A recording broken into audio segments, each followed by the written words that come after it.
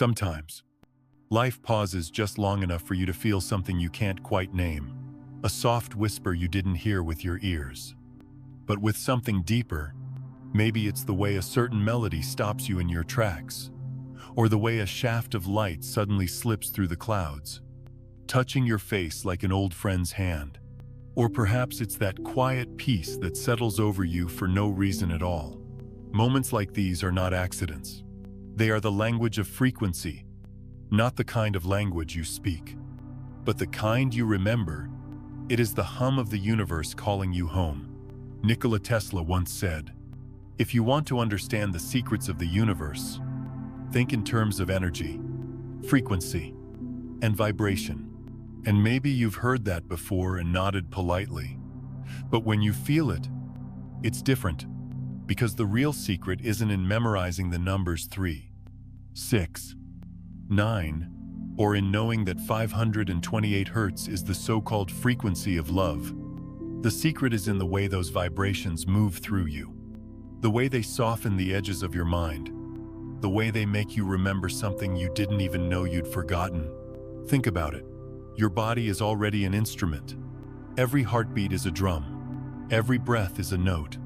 Every thought, whether fearful or loving, is a tuning fork, shaping the way your life unfolds.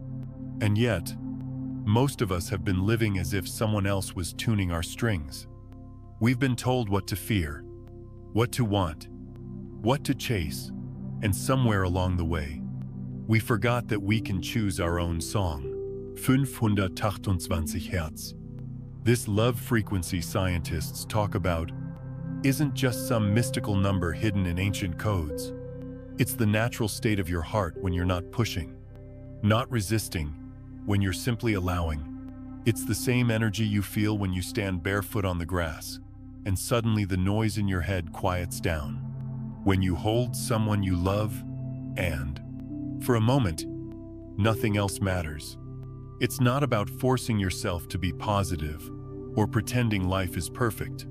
It's about relaxing enough to hear the music that's already there. And here's the thing, just like an old radio, your life is always broadcasting something. You can be tuned to static without even realizing it, carrying the low hum of worry, doubt, and what if through every conversation, every choice. Or you can tune yourself gently to the clear channel. No one can do that for you. It's not about learning more information, it's about remembering the frequency you were born with. When Tesla spoke of 3, 6, and 9, he wasn't giving us a puzzle to solve. He was pointing to a pattern, a rhythm woven into every heartbeat, every ocean tide, every spiral of DNA. When you live in harmony with that rhythm, life stops feeling like a constant uphill climb. It becomes more like a river. Yes, there are bends. And yes, there are rapids, but you're no longer fighting the current. You're moving with it. And maybe that's why, in those rare moments when you feel deeply aligned, the world seems to answer you instantly. You think of a friend, and they call, you need an answer, and the right book falls into your hands. It's not coincidence, it's coherence. You and the universe, breathing in the same time, moving to the same beat. If you're listening to this now, maybe part of you already knows. You've been tuned to static long enough. You've been carrying other people's songs, other people's fears, and it's time to hand them back. You don't have to know exactly how to raise your vibration. You just have to begin by softening, by noticing, by allowing life to hum through you, instead of trying to conduct every note. Because here's the quiet truth. The universe has been playing your song all along. It never stopped. It's just been waiting for you to hear it again. And when you do, when you truly hear it, you realize it's not coming from somewhere out there. It's coming from within you. It always has. And it's the same song that moves the tides, grows the trees, and turns the stars overhead. The question isn't whether the music is playing, it's, are you ready to dance to it? The 528 Hertz frequency, the heartbeat of the universe. There's a moment, if you're quiet enough, when you can almost feel the whole world breathing with you. It's not the sound of traffic outside, or the hum of the refrigerator, or even the wind moving through the trees. It's deeper than that, like a low, steady tone that seems to come from everywhere and nowhere at once. That tone has a number 528. Scientists call it 528 Hertz, the frequency of love. But those words can sound too clean, too clinical, for what it really is. Because when your heart is open, truly open, this is the frequency it naturally hums. It's the same shade of green that spills across the grass in spring. It's the same note held in the rustle of leaves, the same vibration humming quietly inside every strand of your DNA. You don't need special equipment to feel it. You don't need to sit in a lab or wear headphones with expensive tones playing in your ears. You've already felt it, even if you didn't name it. It's in that moment when you forgive someone you thought you never could, and your chest feels lighter. It's in the way your eyes water, not from sadness, but from the quiet relief of knowing you are safe, if only for this breath. When you're in this state, life seems to meet you differently. Conversations soften. People you pass on the street smile back without knowing why. Even the air feels easier to breathe. It's not magic in the fairy tale sense. It's resonance. You and the world are vibrating in tune. I remember the first time I truly recognized this frequency for what it was. I wasn't meditating. I wasn't doing anything spiritual. I was standing at my kitchen sink, washing dishes, thinking about nothing in particular. And suddenly, without effort, my whole body felt warm, like someone had wrapped me in sunlight from the inside out. It was so ordinary a moment that it could have been missed entirely. But in that ordinariness, I realized something. The divine doesn't wait for ceremony. It slips in through the smallest cracks of your day, humming its song, whether you're listening or not. 528 Hertz isn't a reward for being good enough. It's not a goal you reach after years of discipline. It's your baseline, your home frequency when the noise of fear, anger, and doubt has settled. Imagine an old piano that's been sitting in a dusty room for years. It's out of tune, not because it's broken, but because life has bumped and jostled it. All it takes is a gentle tuning, and the notes return to what they've always been meant to play. You are that piano. 528 Hertz is the tuning. And here's what I've learned. From years of searching in all the wrong places, you can't force yourself into this frequency by sheer willpower. You can't grit your teeth and make your heart vibrate at love. In fact, effort is the very thing that pulls you further away. It's like trying to smooth the surface of a pond by pushing the water around with your hands. It only creates more ripples. But if you stand still, the water stills too. The same is true for your heart. When you stop pushing, stop proving, stop performing, 528 Hertz rises naturally, like a song that's been playing under the static all along. You hear it in the laughter that bubbles up when you're with people who love you for who you are. You feel it in the quiet satisfaction of watching the sun set, knowing you don't have to hold it up or pull it down, it just moves. And so do you. And this is the beauty. The more you allow yourself to linger in this frequency, the more life rearranges itself to match it. Opportunities come without you chasing them down. The right words find you at the exact moment you need them. Even challenges begin to feel like part of a larger harmony instead of proof that you've done something wrong. I know how easy it is to forget this. I've walked through years where all I could hear was static, where my own thoughts felt like a heavy, looping song I couldn't turn off. But I also know that no matter how far you drift, the frequency doesn't stop playing. It waits. It waits for the moment you soften, the moment you stop bracing for life to hurt you again. And when you do, it greets you like an old friend you didn't realize you missed. If you hear anything in what I'm saying, we'll hear this. You don't have to earn this frequency. You just have to remember it. It's already in your breath. It's already in your heartbeat. It's the hum of the universe itself. And it's been calling you not to, somewhere far away. but back to the center of yourself. Because when you live at 528 Hertz, you're not just hearing the music of the cosmos, you are part of it. And every choice, every gesture, every quiet act of kindness becomes another note in the endless, eternal song. 2. DNA, the living antenna to the Creator. If you've ever stood outside on a quiet night and looked up at the stars, you've probably felt it that strange, knowing that you're somehow connected to all of this. Not just in a poetic way, but in a real, physical, undeniable way. And you are. That connection isn't a metaphor. It's built into you. It's in your DNA. Most of us were taught to think of DNA as a kind of biological filing cabinet, rows upon rows of information about the color of your eyes, the shape of your hands, the way your body grows. And while that's true, it's not the whole story. The deeper truth is that your DNA is more like a finely tuned Tesla coil, a living antenna, designed to both receive and transmit light and sound.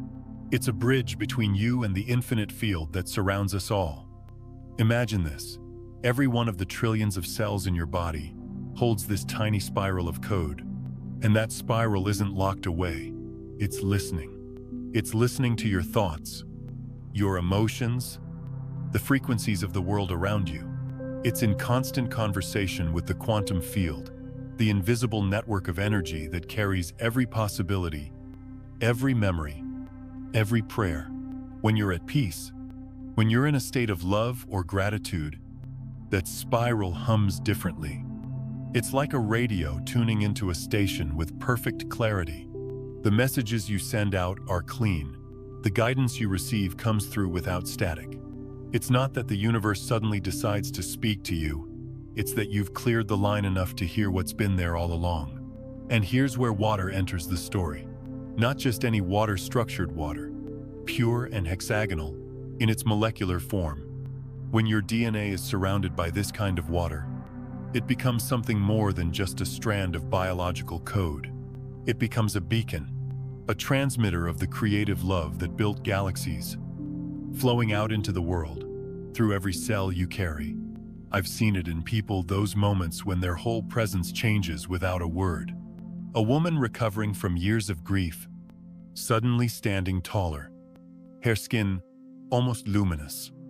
A man who spent decades in anger, now laughing with the lightness of a child. You can feel it when they're near you. It's as if their very being is sending out a signal you can't explain but can't deny. That's DNA broadcasting from a higher frequency. I used to think transformation was about changing who I was, becoming someone better, someone more spiritual. But the more I've lived, the more I see that it's not about replacing anything. It's about removing the interference, because your DNA already knows how to connect to the Creator. It's wired for it. Every spiral, every rung of that ladder was built for communication with the source that gave you life. You don't have to force it into that role. You only have to clear what's blocking the signal. Sometimes that means letting go of old resentment that's been clouding your field for years. Sometimes it's as simple as drinking pure water and stepping outside to breathe under an open sky. And sometimes it's choosing, in the middle of a heated moment, to pause instead of react, giving your cells a chance to realign before they send your state rippling out into the quantum field. Think of your DNA as a lighthouse on the shore. It's always turning, always sending its beam across the waves. When the glass is clean and the light is steady, the ships know exactly where to go. But if the glass is fogged with old fears, old pain, old beliefs about what you are or aren't, the light still shines, but its message is blurred. Your work isn't to build a brighter bulb, it's to clear the glass. There's something deeply humbling in realizing that every choice you make, every thought you nurture, every emotion you hold, is being broadcast through your DNA. You are not just living inside your body, you are shaping the signals your body sends into the world. And those signals matter. They ripple outward in ways you'll never see, touching lives you'll never know, influencing possibilities you'll never trace back to yourself. So when you choose love over fear, when you choose presence over distraction, when you drink clean water and speak kind words to yourself, your DNA hears it. It vibrates differently.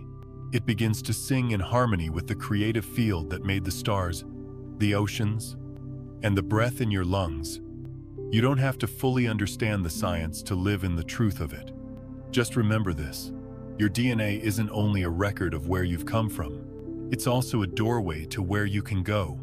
And when you stand in that doorway, when you let your life become a transmission of the Creator's love, you stop feeling separate from the vastness above you, because you realize it's not just the heavens speaking to you. Through your DNA, you've been speaking back all along. 3. Choosing to vibrate in love every day. Without fail, you arrive at a crossroads that no one else can see. There are no signs pointing left or right. No voices telling you which way to go. It happens quietly sometimes. So quietly you don't even notice.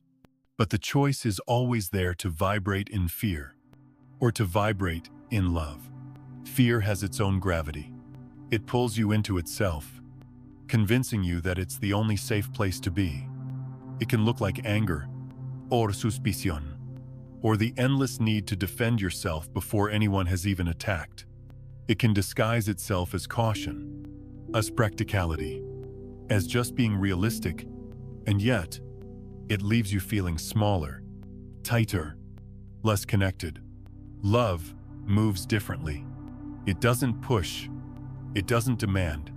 It opens, sometimes just a little, like a window cracked on a spring morning.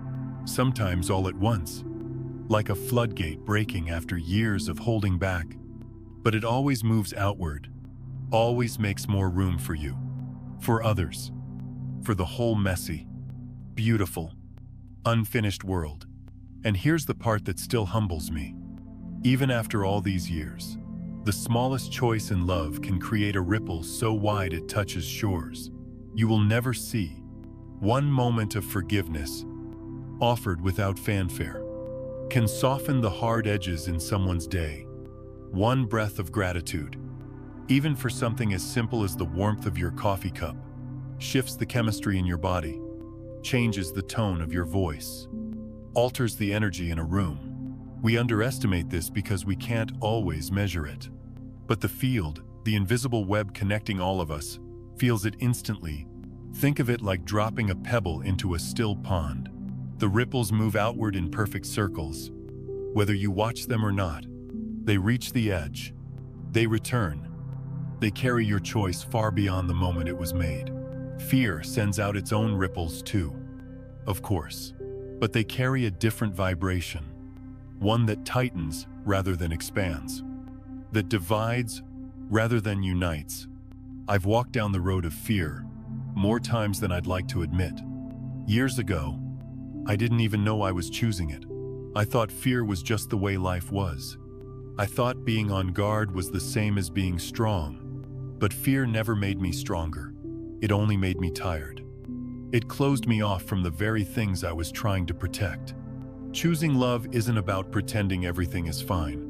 It's not about ignoring the hard truths or turning away from pain. It's about the way you meet those truths and pains. It's choosing to meet them with an open hand, instead of a clenched fist. It's trusting that vulnerability can be a bridge, not just a wound. Some days, that choice will feel easy. The light will fall just right.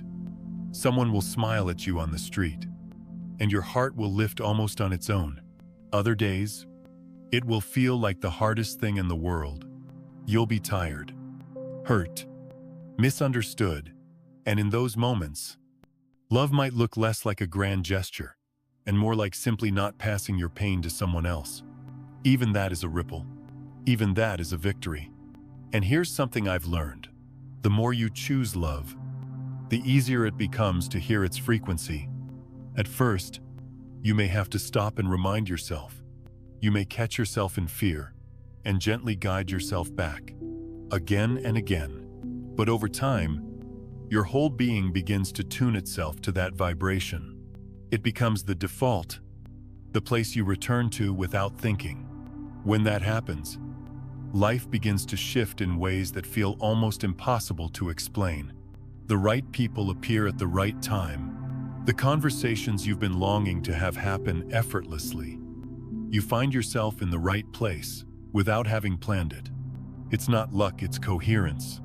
It's the resonance of living in alignment with something bigger than your own small story. And the beauty is, you don't have to do it perfectly. You don't have to live in love every moment of every day. All it takes is coming back to it, again and again. Like returning home after a long journey. The field doesn't require perfection. It responds to your intention, your willingness to try, your courage to choose differently even after you've chosen badly before.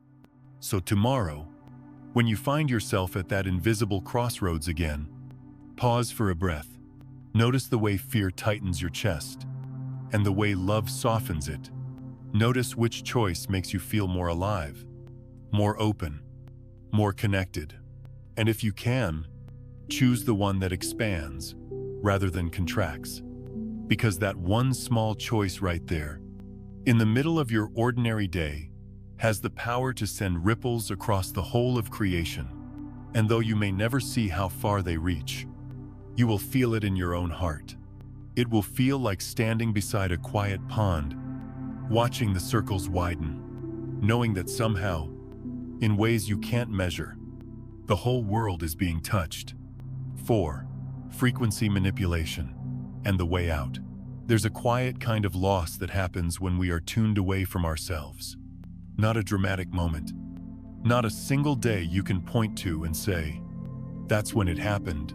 It's more like a slow drift, barely noticeable at first until one day you realize you've been living at a distance from your own heart.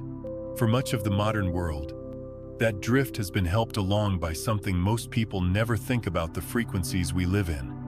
Music, sound, the vibration. They're not just background to our lives. They're the field in which we move. The invisible tide that shapes the rhythm of our thoughts and the tone of our emotions. There was a time when music was tuned to resonate more closely with the natural harmonics of the earth, the heartbeat of life itself. But somewhere along the way, a different standard was introduced: 440 Hz. On paper, it might seem like a small, harmless shift. In reality, it's like taking a familiar song you've loved your whole life and altering it just enough that it feels off. You can't quite put your finger on it, but it doesn't stir you in the same way. That's what has happened to us collectively. This artificial tuning pulls us ever so slightly away from the deeper frequencies that naturally open the heart and calm the mind. It's like walking through life with a constant, low-grade static in the background. You get used to it, but it shapes you all the same. Yet, and this is important, nothing outside of you can fully sever your connection to your own higher centers. They can cloud it. They can distract you. They can surround you with noise, but they can't remove what was woven into your being from the start. The heart is the great exception. It is both delicate and unstoppable. When you consciously choose to feel love, gratitude, or compassion, you generate a field so strong that no external manipulation can override it. The electromagnetic power of the heart is many times greater than that of the brain, and it radiates in all directions, an unbroken signal into the field around you. I remember a time when my life felt like a constant fight against unseen currents. I didn't have the language for it then.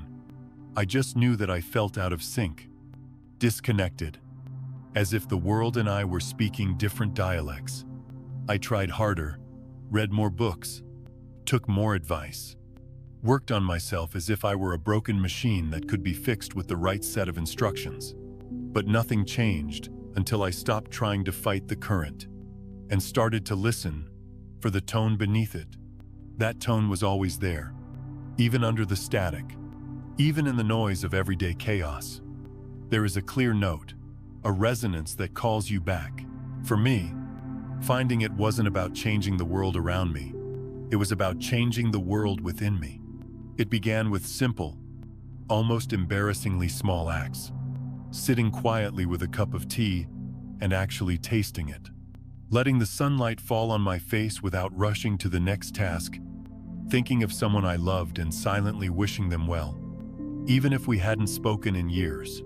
These were moments where I tuned my own instrument, moments when I chose to feel, fully and without distraction. Something that lifted me instead of weighing me down. When you do this, something begins to happen. The static fades. The artificial tuning loses its grip. It's not that the 440 Hz world disappears. It's that you no longer live at its mercy. You begin to carry your own frequency. And that frequency influences everything you touch. Here's the truth that often gets overlooked. You are not just a receiver of frequency, you are a transmitter. Every thought, every emotion, every choice sends out a signal.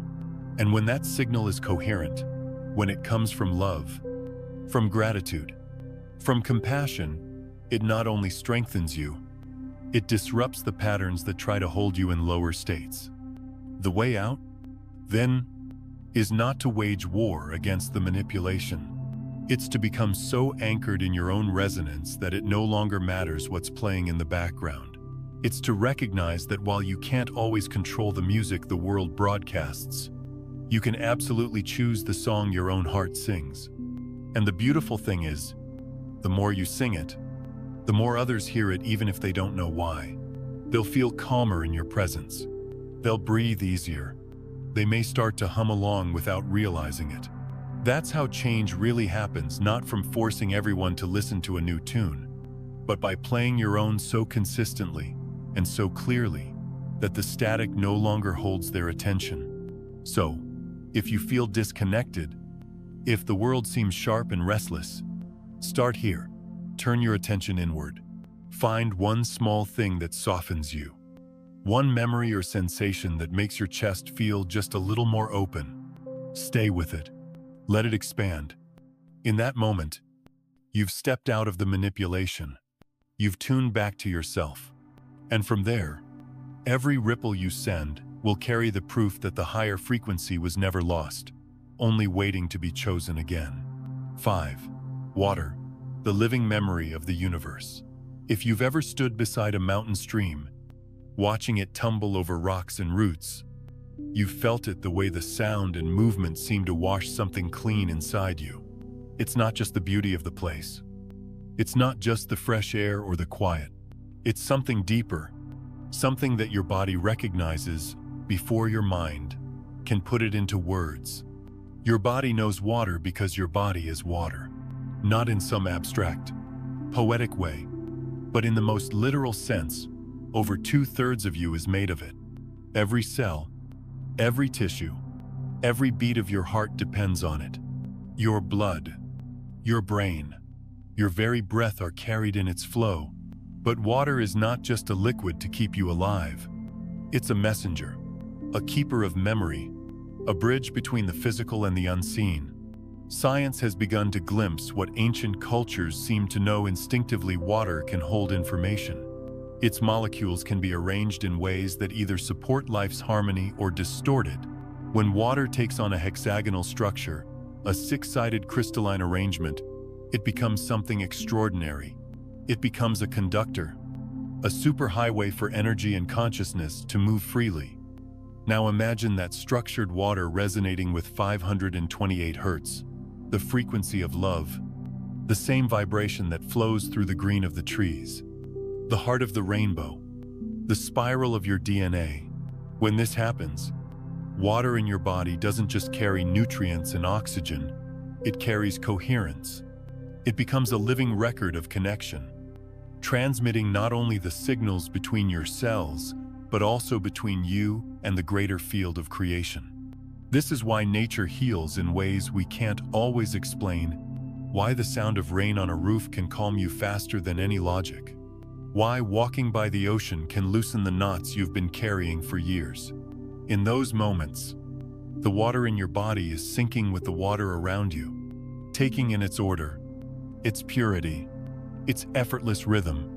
Your inner tides remember what it's like to move without resistance. I didn't understand this for a long time. I used to think that feeling better in nature was just about getting away from stress, from noise, from screens. And that's part of it. But there's more. Nature's water is a mirror. And when you're near it, your own inner water begins to reflect its state. If the stream runs clear, you feel clearer. If the waves move in steady rhythm, your own heartbeat starts to fall into step. And here's the thing. The water in your body is always listening. It listens to what you drink. It listens to the air you breathe. It listens to the words you speak to yourself in the quiet of your mind. It even listens to the emotions you hold, because emotion is energy. And energy shapes structure. When you hold resentment or fear, your inner waters contract, their patterns becoming chaotic. When you soften into gratitude, love, or forgiveness, they arrange themselves into harmonious forms, able to carry life more freely. It's as if every thought and feeling is a stone dropped into your own inner lake, sending ripples across every shore of your being. That's why simple practices, like blessing your water before you drink it, have such power. Not because the act is magical, but because your intention imprints on the very substance that will soon become part of you. You are telling your water, this is who we are. This is how we move in the world. And when you treat your body as a temple of water, you begin to live differently. You become more mindful of what you let in, whether it's the water from your tap, the music in your ears, or the energy in the conversations you have. You understand that all of it matters, because all of it is absorbed, stored, and carried forward in the living memory of your body. There's a gentleness in realizing this. It's not about perfection. You don't have to control every drop or every moment. It's about knowing that you can always bring your water back into harmony. You can walk by a river. You can stand in the rain. You can sit quietly and breathe until your heartbeat finds the rhythm of the earth beneath you. And in that space, your water begins to remember. When it remembers, you remember. You remember what it feels like to be connected not just to the world around you, but to the source that moves through all of it. You remember that life isn't meant to be a constant struggle upstream. Like water, you were made to flow, to carry, to nourish, to reflect the light that touches you. So the next time you feel heavy, stagnant, or lost, I think of the water inside you. Give it something pure to echo. Let it listen to the sound of a stream, the crash of ocean waves, the quiet drip of rain from a leaf. Let it shape itself into harmony. Because when your inner water is clear, structured, and alive with the frequency of love, every part of you becomes a conductor for that love. And then, without even trying, you begin to carry it into the world like a river that never stops finding its way home. 6. Sacred mathematics and the language of creation. There's a certain kind of beauty that doesn't fade with time. It's the kind you find in a seashell's spiral, in the petals of a sunflower, in the curve of a wave before it breaks. It's not the beauty of decoration, it's the beauty of design. And if you look closely enough, you'll find that this design isn't random. It's written in numbers. Pythagoras knew this long before anyone had the means to measure it. He saw that numbers weren't just tools for counting grain or building walls. They were the bones of reality itself. Tesla saw it too. Century later, he spoke of 3, Liu, and 9 as the keys to unlocking the universe. And it wasn't poetry, it was truth. Because these numbers are not simply symbols we scribble on a page, they are rhythms, pulses, the invisible scaffolding on which creation hangs. When I first heard people talk about sacred mathematics, I thought it was just a mystical label for ordinary math, something dressed up to sound spiritual. But over time, I began to see patterns not in equations, but in life. The way certain events looped back around in cycles, the way relationships moved in threes meeting, growing, changing, the way solutions to problems seemed to arrive in stages, each one doubling or tripling the possibilities. It's as if the universe speaks in a language that isn't made of words at all. It's made of proportion, of balance, of repetition and return. You can hear it in music that moves you so deeply, it brings tears without lyrics. You can see it in the precise angles of a snowflake or the orbit of planets that never collide. And when you feel deeply aligned, when your life feels in flow, you are, in some way, moving to that same rhythm. The numbers 3, leak, and 9 are like the root chords of this song. 3, the number of creation, the point where two meet and give rise to something new. 6, the number of harmony, the weaving together of opposites into a whole. 9, the number of completion, the full circle before the cycle begins again.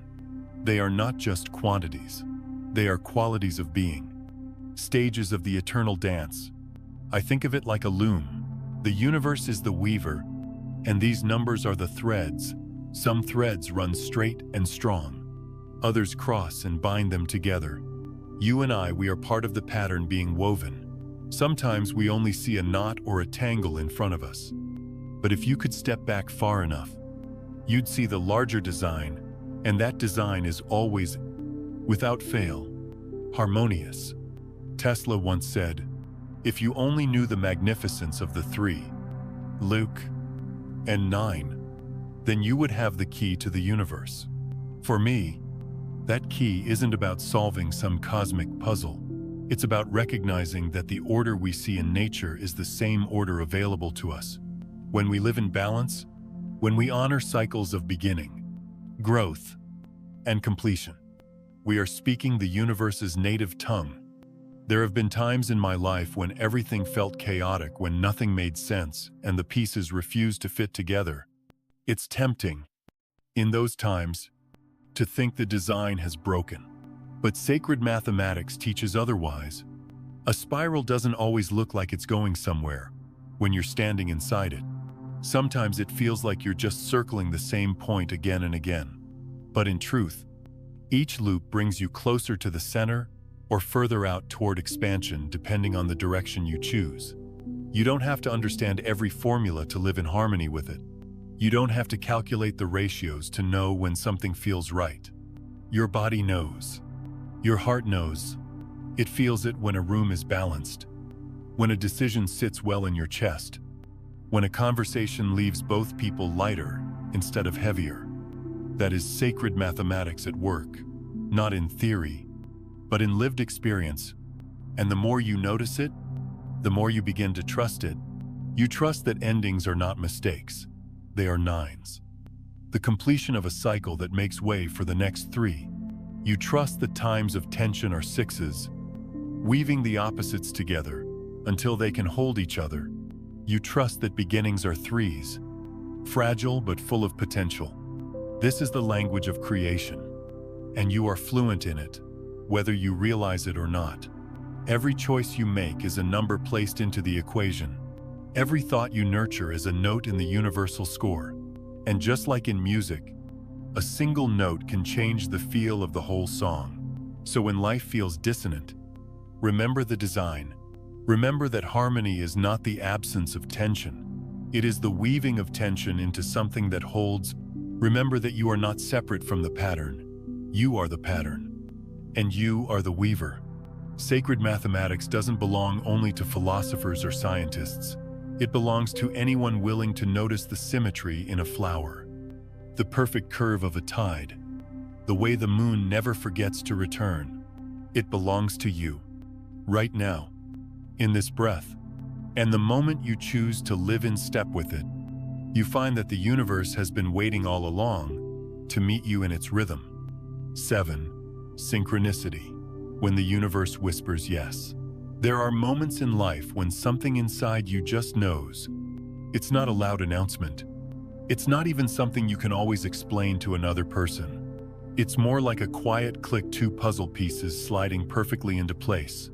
Maybe you glance at the clock and see the same numbers repeating again, just as you were thinking about making a change. Maybe you run into someone you haven't seen in years, and they happen to have the very answer you've been searching for.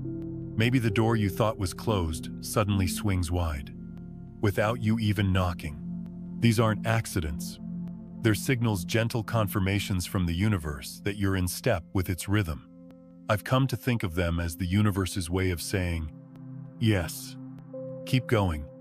It's like catching sight of a trail marker in the woods just when you were starting to wonder if you'd lost your way. It doesn't tell you everything that's ahead, but it gives you enough to take the next step with confidence. When you're in sync with the flow of life, the world seems to move differently. Opportunities align without the usual pushing and straining. The right words come to you in the middle of a conversation, almost as if they're being handed to you. You find yourself in the right place at the right time, not because you forced it, but because something larger was guiding you there. Of course, it's easy to dismiss these moments as coincidence. That's what I used to do. I'd notice them and think, what are the odds? And then move on. But over time, as I paid more attention, I realized they weren't random at all. They happened most often when I was living in a certain way, when I was present, open, and not gripping life too tightly. When I was making choices from a place of trust rather than fear. Synchronicity, I've found, is less about luck and more about alignment. It's what happens when your internal state, the frequency you're carrying, matches the frequency of the life you're meant to be living. In that space, you're not chasing opportunities. They're finding you. You're not hunting for answers. They're arriving like letters in your mailbox, right on time. I remember a time when I was standing at a crossroads in my own life, unsure of which path to take. I'd been carrying that question for weeks, turning it over in my mind without finding clarity. One morning, while walking through a park, I passed a bench with a single book left on it. Its title, the exact phrase I had written in my journal the night before. It wasn't just a book, it was the nudge I needed. It told me, you're listening, keep going. The thing about these moments is, they often show up in small, almost ordinary ways. If you're moving too fast or drowning in your own noise, you might miss them. That's why slowing down matters. The universe rarely shouts, it prefers to whisper, and to hear a whisper, you have to be quiet enough inside to notice it. The more you recognize synchronicity, the more it tends to appear. It's not that life suddenly becomes easier or that challenges disappear. It's that you start to see the invisible hand at work, guiding you through both the beauty and the difficulty. Even the detours begin to make sense, because you start to trust that they are part of the design. Sometimes, the signs are obvious. Other times, they're subtle. A word overheard, a song playing at just the right moment, a stranger's kindness reminding you of what matters most. When you take these moments seriously, not as superstition, but as communication, you deepen your relationship with life itself. You move from being a passive observer to an active participant in the conversation the universe is having with you. And here's something I've learned. You don't have to decode every sign. It's not a scavenger hunt, and it's not a test you can fail. You don't have to wring meaning out of every repeated number or chance meeting. It's enough to notice, to acknowledge, to let it land in your heart as a reminder that you're not walking this path alone. So when you see the signs, when the numbers align, when the doors open, when the people you need show up right on time, pause for a moment. Let yourself feel the quiet joy of being met. Smile to yourself, even if no one else knows why. And then, keep moving forward. Because synchronicity isn't about standing still in awe. It's about letting the awe carry you into your next step, your next conversation, your next leap. It's the universe leaning in close and saying, yes, this way. And when you learn to trust that voice, you'll find that even when the path is uncertain, the rhythm is steady. And in that rhythm, you can walk with your head high and your heart open, knowing you're exactly where you need to be. 8.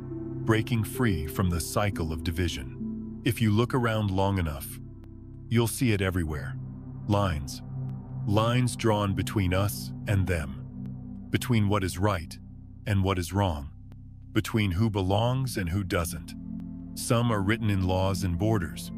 Others are Keter, living in the way we glance at someone who doesn't look like us, or in the way we guard our words around someone who believes differently.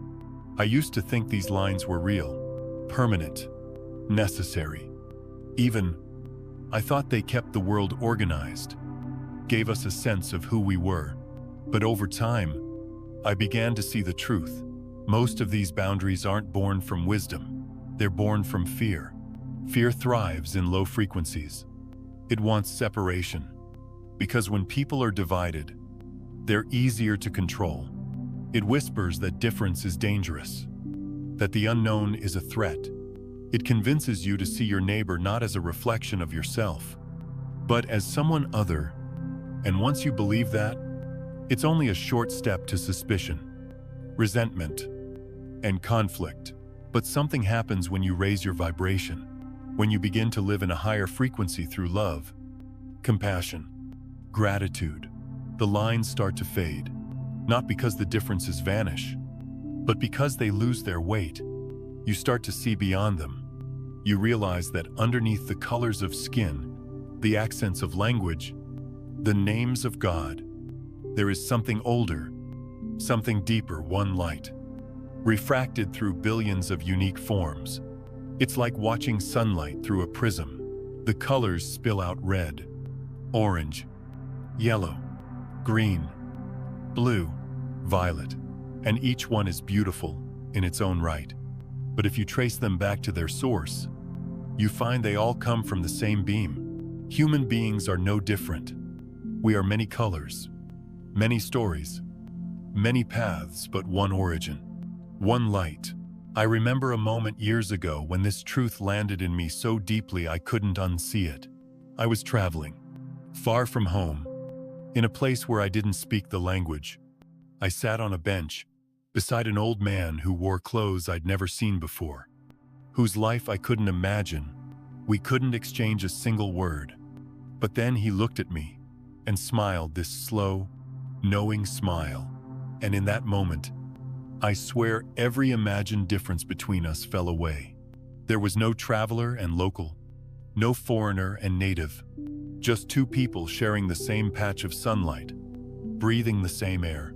Since then, I've learned that breaking free from the cycle of division isn't about convincing the whole world to agree with you. It's not about debating until someone changes their mind. It's about changing your own vibration so completely that the old walls no longer hold you. When you no longer carry the frequency of fear, you stop feeding the systems that thrive on it. You stop being a link in the chain. And the truth is, you don't have to wait for everyone else to catch up before you live this way. It starts with small, quiet choices. Choosing to listen instead of preparing your rebuttal. Choosing to bless someone in your thoughts instead of judging them. Choosing to see the human before the label. There will still be people who choose separation. There will still be voices that try to draw you back into the old arguments. But you'll notice that the more you live in the higher frequency, the less those voices hook into you. They become background noise, while you remain tuned to something clearer. And here's the part that can feel like a miracle. When you shift, the world around you starts to shift too. Conversations soften. Opportunities for connection appear, where before there was only silence. You begin to meet people who live the same way, not because you've found some exclusive group, but because you're finally standing in the open field where all the walls have come down. Breaking free from the cycle of division doesn't mean pretending we're all the same. It means honoring our differences without letting them become prisons. It means remembering that diversity was never the problem. It was the fear we attached to it. When you live from that place, something changes in your very presence. People feel safer around you, even if they can't explain why. They open up, let their guard down. And in those moments, without anyone preaching or persuading, the truth becomes visible. We've all been carrying the same light all along.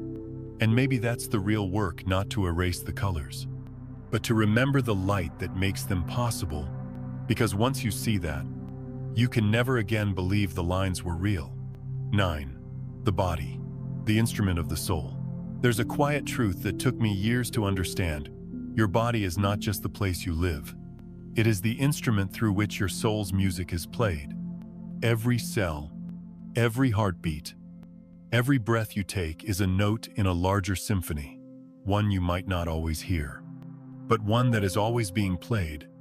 Think of an instrument, a violin, a piano, a guitar. Even the finest instrument will lose its voice if it's neglected. Strings loosen, keys stick, wood warps. It may still make sound, but it can't sing. And yet, when cared for, when tuned, polished, and played with love, it becomes something extraordinary. It can move a room to tears. It can fill a space with joy. It can change the way people feel without a single word. Your body is no different. It responds to the way you treat it. Feed it with food that is alive, fresh, clean, close to the earth, and it vibrates differently.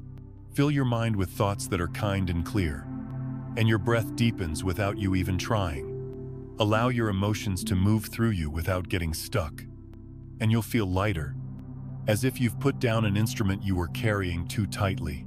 For a long time, I didn't see my body this way. I treated it like a tool, something to push when I needed it, something to ignore when it hurt. I thought the work of the soul happened somewhere above the body, in some higher, poor place. But the more I've lived, the more I see the flaw in that thinking. The soul doesn't float above us, it sings through us. And the body is the only way that song can be heard in this world. Every gesture you make, every word you speak, every step you take, it's all part of the music. If your instrument is tense, the notes come out sharp. If it's neglected, the sound is thin. But when it's cared for, not out of vanity, but out of respect, it becomes a vessel for something far greater than itself. And here's the part many people miss. Caring for your body is not just about what you eat or how much you move. It's about the energy you allow into it. It's about the conversations you sit in, the spaces you choose to occupy, the stories you repeat to yourself. All of it becomes part of the vibration your body carries. If you surround yourself with noise and bitterness, your instrument absorbs it. If you steep yourself in beauty and gratitude, it resonates with that instead.